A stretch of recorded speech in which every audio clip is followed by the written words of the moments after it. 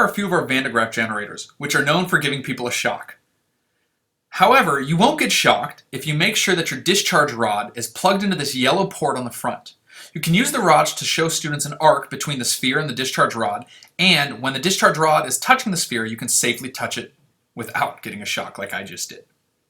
Now, if you're going to use this for some demos, make sure the discharge rod is touching your conductive sphere. Then you can do something like add this pom-pom to the top. This pom-pom will slowly become charged, and you can start seeing the electric field lines coming off from it. You can also use the discharge rod to steer or influence the pom-poms and show what happens when you discharge the entire system.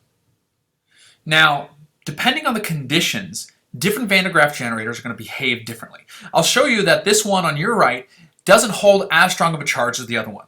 When the pom-pom's left on top, you can see there's a little bit of spreading, especially when I discharge it, but not much.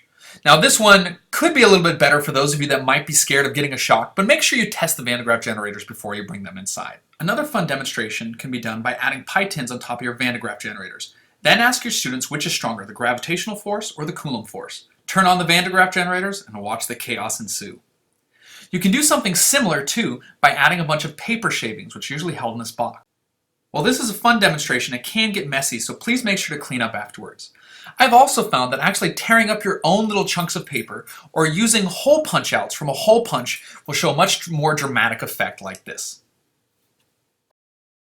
One final demonstration can be shown using this three-pronged device. First, insert the pinpoint on top of the Van de Graaff generator and balance the three-pronged device on top. It'll start rotating because the electric field is so strong at these points that it's actually going to cause the electrons to shoot off the ends of this thing, which is going to cause it to spin due to momentum conservation.